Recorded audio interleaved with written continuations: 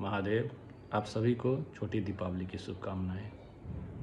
देवी महालक्ष्मी की कृपा आप सब पर बरसे। और आज का सबसे जो खास चीज़ है, कल से आज और कल अयोध्या धाम पावन धाम में प्रभु श्री राम की भूमि पे जो भव्य और दिव्य दीपावली मनाई जा रही है, जिसकी चकाचौंध में दुनिया खुश हो रही है। याद कीजिए, जब राम मंदिर नहीं बना था तो उस पर क्या क्या कमेंट आते थे। मंदिर की जगह पर हॉस्पिटल बनवा दो, मंदिर की जगह पर स्कूल बनवा दो, मंदिर की जगह पे कोई और फैक्ट्री खोल दो। याद रखिए, सारे ज्ञान हिंदुओं के लिए होते हैं। दुनिया में हिंदुओं की एक भूमि है, एक जगह है, वो है भारत। यहाँ के 90% मस्जिद हिंदुओं के मंदिरों को तोड़ के उसके ऊपर खड़े किए गए हैं। अभी चिढ़ाने के लिए किए गए हैं, उनको दिखाने के लिए हम तुम्हारे ऊपर हैं, या हमारे स्मृतियों को मिटाने के लिए किए गए हैं, ये अलग सब्जेक्ट है। लेकिन 90% मस्जिदें हिंदू मंदिरों के ऊपर खड़ी की गई हैं।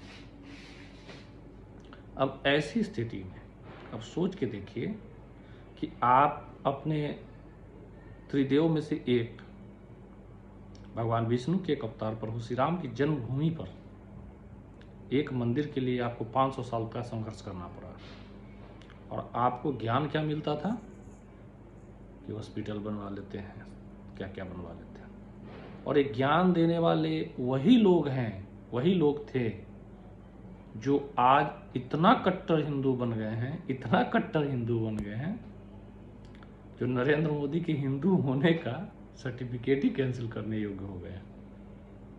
इतने कट्टर हो गए। सोच के देखिए, पिछले एक साल में सिर्फ उत्तर प्रदेश के धर्म स्थलों ने कितना बिजनेस किया है। आस्था के साथ रोजगार, 22 करोड़ से ज़्यादा लोग पावन भूमि अयोध्या धाम प्रभु श्री राम के दर्शन किए। यूरोप की आधा आबादी के बराबर, यूएस की आधी आबादी से ज़्यादा।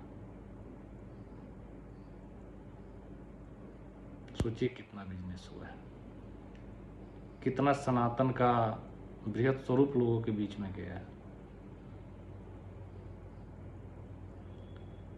उसके बाद उसी अयोध्या धाम और इस वर्ष 2024-25 में जब महाकुंभ चल रही थी, लगभग 65 करोड़ लोगों ने महाकुंभ में त्रिवेणी स्नान किया।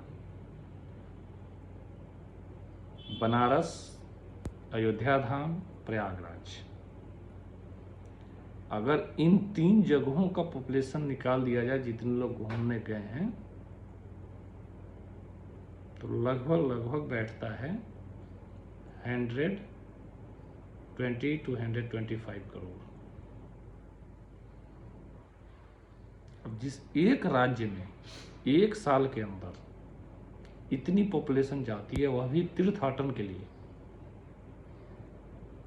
तो उस राज्य के इकोनॉमी में कितना एड ऑन हुआ होगा। ये अलग बात है, जब काशी विश्वनाथ कॉरिडोर बना तब भी लोगों ने उसका दुष्प्रचार किया। दुष्प्रचार करने वाले फिर से वही लोग थे। अयोध्या धाम के लिए जो दुष्प्रचार किए, और प्रयागराज के लिए कितने अफवाह फैलाए गए, कितने अभद्य टिप्पणियां करी गई, श्रद्धालुओं को भड़काने की कोशिश हुई।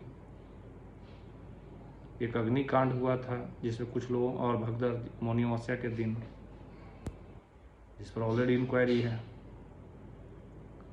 तो सोचिए कितने दुष्प्रचार के बाद भी सनातन टिका हुआ है और अच्छे से पूरी दुनिया को शक्ति और शांति का पाठ भी दे रहा है, क्योंकि बिना शक्ति के शांति स्थापित नहीं करी जा सकती।